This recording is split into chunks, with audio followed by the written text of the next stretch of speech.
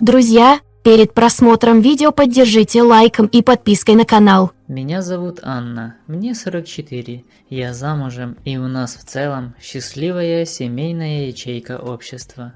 Рост небольшой, с фигурой все очень хорошо, мужу это нравится, и в целом я спортивная женщина. Стараюсь следить за собой и часто хожу на фитнес, поэтому у меня все на высшем уровне. Всегда подкрашиваю волосы в блондинку, хотя сама я русая. У меня серые глаза, но речь не об этом. Как и многие женщины, я люблю выпить хороший вкусный коктейль или бокал дорогого шампанского или вина. Муж работает в сфере тусовок, ночные клубы, бары, и часто его нет дома, но при этом с деньгами проблем нет. Многие мужчины засматриваются на меня, даже в присутствии мужа, на что получают неодобрительный взгляд супруга в ответ. Итак, был новогодний корпоратив, и мы с коллегами, само собой, решили его отметить по-скромному, у нас в отделе на предприятии. Я надела шикарное, облегающее черное платье, чуть выше колен, которое я выпросила у мужа как один из подарков на Новый год. Вообще люблю черный цвет, он здорово мне идет, и вы бы меня видели. Наш отдел весьма небольшой, 5 женщин и начальник мужчина, ему 50. Начальник в очередной год позаботился о новогоднем столе, а мы, женщины, в свою очередь, о его сортировке. Было весело, какие-то конкурсы, кто-то пытался петь, танцевать, но в таком состоянии женщины, наверное, смотрятся забавно. Так я веселилась и смеялась, пока к нам в отдел не позвонили по работе. Что-то срочно нужно было забрать из склада, а за склад отвечаю я. И вот, вышла из отдела и потихонечку пошла в сторону лифта. Доходя до него, я услышала шаги позади себя. Это был молодой человек, его послали сопроводить меня. «Здравствуйте, я Олег. Руслан звонил в ваш отдел насчет приборов, которые нужно забрать из склада». «Привет, да, я в курсе, сейчас получишь свои приборы», – с небольшой злостью сказала я. «Хорошо, не злитесь, тетенька, я все понимаю, что отвлекаем вас от торжества, но работа есть работа», – с небольшой грустью произнес паренек. Я только злобно взглянула на него и вспомнила, что однажды видела его у нас на этаже, когда мы шли мимо. Мы поравнялись, и я улыбнулась ему, а он мне в ответ. «Вот старая дура», – подумала я. Надеюсь, он забыл тот момент, иначе сейчас не отбиться от молодого. «Классно выглядите», – начал подкатывать Олег. «Олег, только давай без рук, мы сейчас идем на склад, ты получаешь свои приборы и идешь работать к себе, а я к себе в отдел. Я замужем, и мне не нужны приключения, надеюсь, ты понял». Именно так я ему и сказала, поняв, что он может одними приборами не обойтись. Он пару раз взглянул на мое декольте, описал взглядом дугу от шеи и до конца не самого длинного платья, и сказал: «Конечно же, тетенька, только за приборами, не переживайте.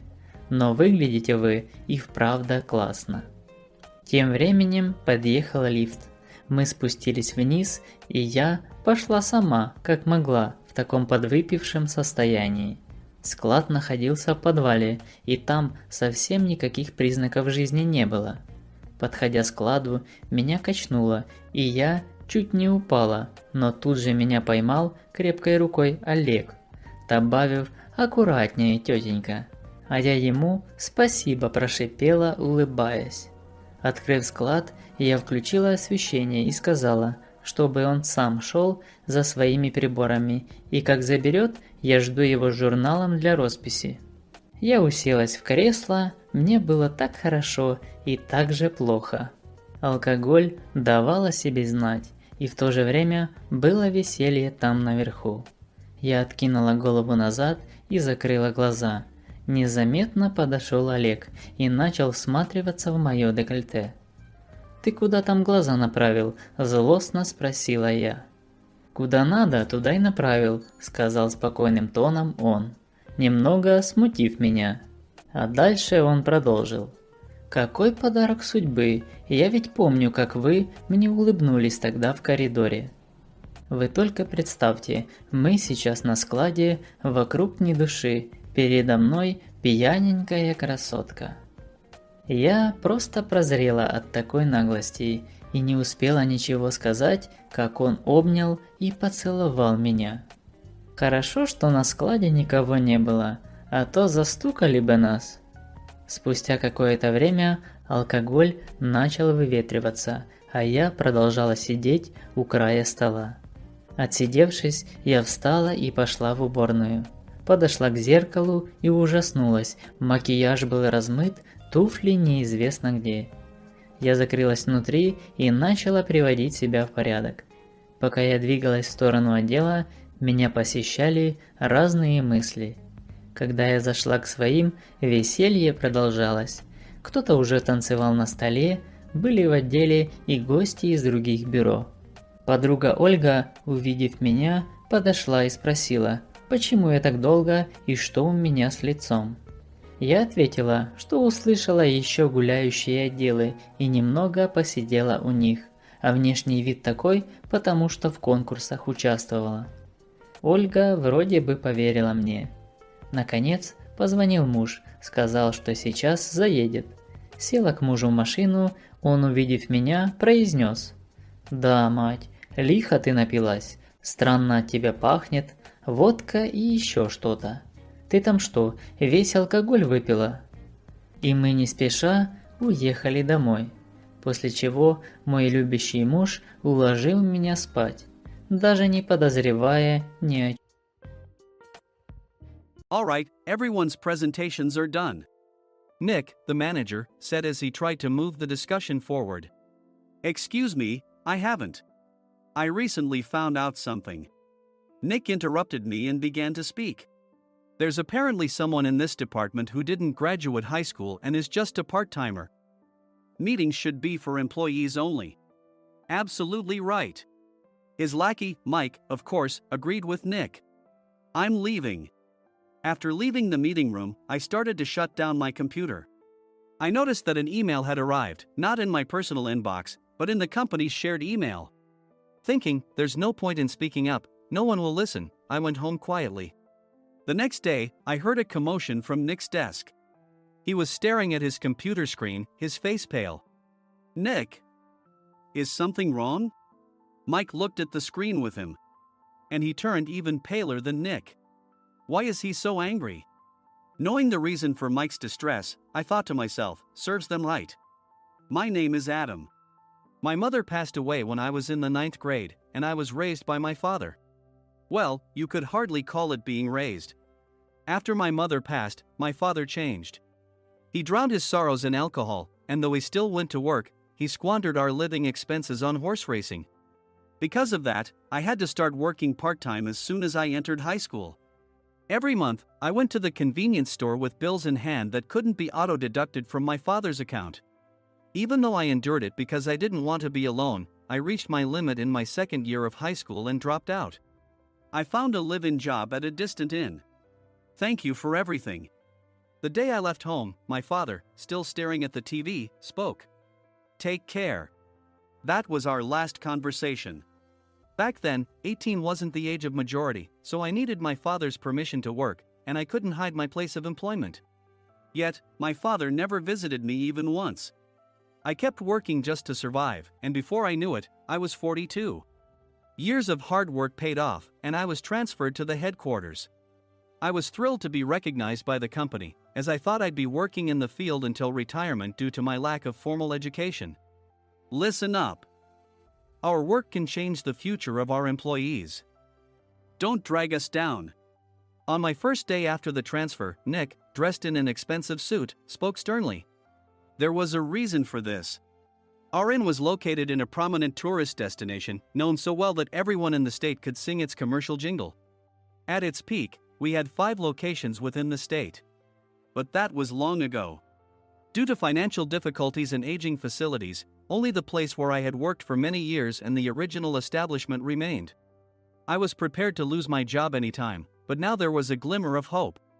With the rise of social media, the tourist area where the inn was located started gaining attention again.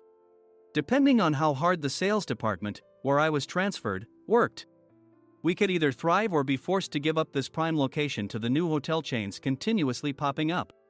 For Nick, who had switched careers from another industry to strengthen our sales, this was a battle he couldn't afford to lose. I understood why he had to be strict. I will do my best. Nick sneered at my enthusiastic declaration. Did you not hear what I said? I'm sorry. I thought I was listening carefully. Out of habit from years of customer service, I apologized reflexively, though I had no idea what had offended him. Someone was watching me with a smirk. In this department, there are those who are expected to excel and those who have been shoved here because they have nowhere else to go. You are the latter. It was Mike, the section chief. He's 7 years younger, at 35. But he was called to headquarters much earlier than I was and had been moving around within the headquarters ever since. I'm not jealous, but I can't accept that he's my boss. Graduating from a prestigious university, he has an unusually high pride and caused many problems as a newbie, making things very difficult for me when I was the front desk leader. When I found out Mike was transferred to the sales department a month before me, I was disheartened. Mike is right. With just a middle school diploma, there's not much you can do. Don't even think about achieving results. As if I didn't exist, Nick remarked, I'm thirsty. Mike eagerly ran to the coffee maker. It seems Mike is Nick's lackey. I regretted being happy about my transfer to headquarters, wishing I had stayed on site forever. Send a direct mail to every company on this list by the end of the day. Nick only assigned me tasks that even a new graduate could handle. What? There are over 1,000 companies. You want me to send to all of them by today? Yes, if you and your fellow misfits split the work, even those with nowhere else to go should finish by today. I glanced at the employees typing away expressionlessly. They were worn out from customer service, only thinking about leaving on time, or were women reassigned after having children, with zero motivation for work. Even Sam, a new graduate from the same university as Mike, who was supposed to be among the expected achievers, had no enthusiasm for the job, having joined the company wanting to do customer service. I don't care what they say, I plan to quit anytime, he said. Only Nick and Mike were highly motivated, making all the decisions between the two of them. I originally only wanted to work at the inn to survive and had no particular attachment to this job. I swallowed my words, thinking I had no right to reprimand them. About a month after the transfer, Nick told us with a frustrated look. To commemorate the 50th anniversary, we've decided to create a plan exclusive for one group per day. Originally, Mike and I were supposed to come up with it, but our president, Mr. Thompson, insists on hearing everyone's opinions. So, you all get a chance. As Nick explained, Mike began handing out prints. Make sure not to embarrass Nick. If your ideas are half-baked, you'll have to redo them. It seemed that they had printed his handwritten notes by Mr. Thompson, which included several questions and a section for free responses. It made sense why Nick had to seek our input, given that all responses had to be submitted to Mr. Thompson. We were given a week to think about it, and a meeting was scheduled to compile our ideas. My plan is to let guests enjoy both the old and modern America. Nick began the presentations. Guests would watch a master confectioner at a nearby traditional sweet shop make sweets in front of them. The welcome drink would be premium tea in a bottle. Nick's plan was certainly attractive. After his presentation, Nick called on us to present in the order we were seated. Just as I stood up for my turn. All right, everyone's presentations are done. Excuse me, I haven't. I recently found out something. Nick interrupted me. There's someone in this department who didn't graduate high school and is just a part-timer. He was likely talking about me. I joined the company as a part-timer and was made a full-time employee when I turned 20. That was 20 years ago, so Nick and Mike probably had no chance to know until recently. Meetings should be for employees only. Absolutely right. After that, Nick kept creating opportunities to solicit everyone's opinions, purposefully excluding me from speaking. The meeting unexpectedly heated up and went past the scheduled end time. A few people asked to leave, and the discussion continued with the remaining few. Still here? Normally, you'd leave in that situation. Though I had no attachment to the job initially, hearing kind words from customers made me want to make them happier. For someone like me, with nowhere to go, the inn was my home and customer service was my life. I felt pathetic about my current self. I'm leaving.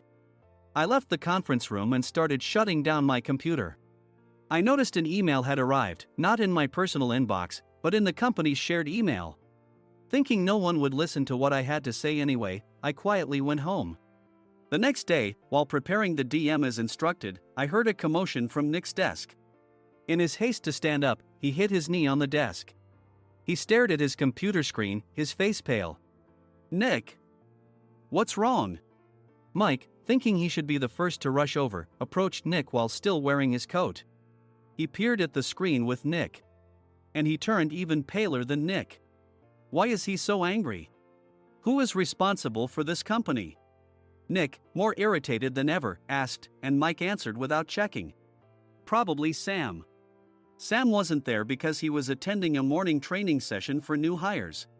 Nick gave up on getting angry and returned his gaze to the screen.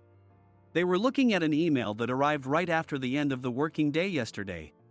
Apparently, no one, including me, had checked it before leaving.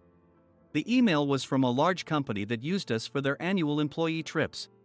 The president and executives of that company also frequently used our services personally. President of the company, Mr. Mason himself had declared that neither he nor his company would ever use our services again. Well, some companies cancel their employee trips or stop using our services due to financial struggles. Let's just move on. Mike kept wiping the sweat from his forehead with a handkerchief. Knowing why Mike was so agitated, I quietly watched their interaction. Do you know how much revenue we get from that company?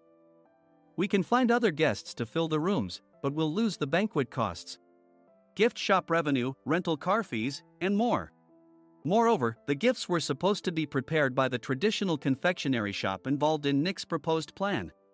If it's known that we incurred such a huge loss at this critical time, Nick's position in the company would be jeopardized. Nick took a deep breath, seemingly trying to calm himself. All right, Mike. Go to New York right now and apologize to Mr. Mason.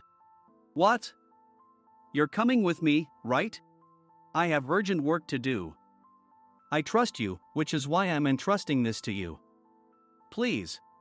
Mike, believing Nick's sincerity, agreed with a determined look on his face, saying, yes. That's Nick for you. Even if Mike went to apologize, Nick would shift all the blame onto him if the client didn't change their mind.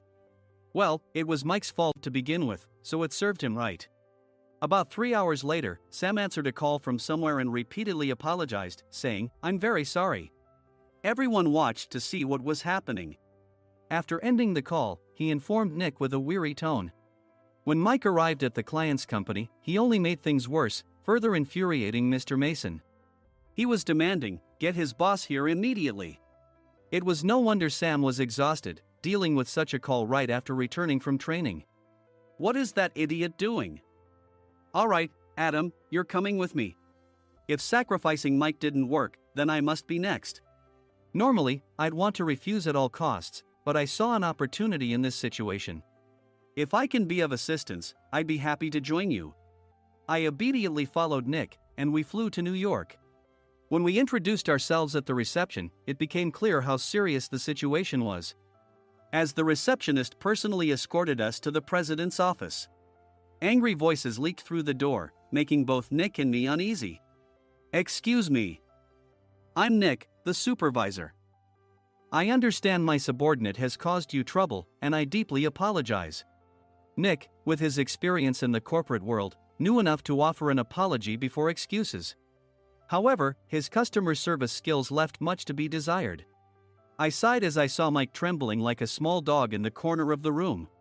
What kind of training are you giving your subordinates? Mr. Mason glared at Nick with a red face. The intensity of his gaze made even Nick take a step back. Regrettably, I joined this company only 2 years ago and was unaware of Mike's issues. I should have identified his shortcomings sooner. Indeed. I should have realized sooner. No sensible person would come to apologize and then give a lengthy presentation on the drawbacks of not using their in. Nick froze, his mouth slightly open. Suspecting the worst, I picked up the documents that had fallen to the floor. It seemed Mike hastily prepared these documents on the plane, listing the disadvantages. Disadvantage 1: if you change the venue for the company trip, employees might suspect it's for cost-cutting reasons, leading to a negative impression. Reading it aloud half-jokingly, Nick snatched the papers from my hand and checked the contents with a furious expression. Among the stack of documents was a receipt from a nearby convenience store's copy machine. I felt a pang of dread, hoping he hadn't shown the receipt as well. What do you think he said when I asked what kind of nerve he had to do this? I'm very sorry. Faced with the dire situation, Nick must have thought there was nothing left to do but apologize. In a voice smaller than I'd ever heard from him, he uttered words of apology. He said, "I'm a Harvard graduate. I don't believe I said anything wrong." Mike! What have you done? Forgetting his plan to pin the blame on Mike, Nick yelled loudly, even in front of Mr. Mason. "I didn't do anything wrong." "You're still saying that? Look at him." Mike pointed at me with a shaking hand. "I was assigned to headquarters in my 20s and now I'm a section chief. This guy only made it to headquarters at 42. Everything I've done proves I was right. So why are we losing the contract?" Having said his piece, Mike collapsed to the floor. "Of course. You were sent there because you had nowhere else to go." Mike never expected to hear such words from someone he looked down upon. He lunged at me, and Nick hurriedly stepped in to stop him. "Mr. Thompson told me Mike is a quick thinker, and to take good care of him." There's no way he was pushed aside. "Don't make things worse here. He didn't say quick thinker, he said only quick-witted, didn't he?" I don't remember that part." I recalled the many troubles Mike caused when he was a newbie. When Mike was on the front line, his pride was so high that he never apologized to customers. Customer service, especially in our job, doesn't work alone. It brings both good and bad situations. If the front staff or housekeepers made mistakes, or the cleaning company didn't properly clean a room, one had to apologize to the customers regardless of personal fault. Mike, in such situations, would never apologize, insisting he wasn't at fault. This often angered customers, and as the front desk leader, I frequently had to apologize on his behalf. He caused complaints and disrupted operations, which is why he was quickly moved to headquarters. In departments where he didn't interact directly with customers, his quick thinking was beneficial and things went well. But it seemed his flaws were starting to show. Corporate reservations are supposed to be entered into the system by the sales representative. But a quick check yesterday revealed that more than 10 items were missing from the client's reservation. The handover document clearly stated what needed to be prepared. Why didn't you enter it into the system? Why do we have to give them special treatment? Filling rooms near the banquet hall, setting up all the food in advance. Specifying the brand of wine, they're too demanding. No wonder he always angered customers, I thought, feeling a headache coming on. Grouping them in rooms near the banquet hall is for our benefit too. It makes it easier for the staff to set up beds and serve breakfast since everyone's schedule is synchronized. As for the other requests, Mr. Mason suggested them to lighten our load. I didn't know that. Nick finally seemed to realize that Mike was the one who had angered the client. What did you say to them? I just told them we wouldn't give them special treatment anymore. We shouldn't waste effort on things that don't bring in money. I was utterly exasperated at his lack of understanding of customer service. Of course, we shouldn't comply with unreasonable demands. But carrying over successful practices from past stays makes customers feel remembered and enhances their experience. Good memories encourage repeat visits. That's part of our job. I looked down at Mike, who was sitting on the floor. In our job, nothing is a waste. Mr. Thompson likely moved you to the sales department, hoping you'd finally understand this.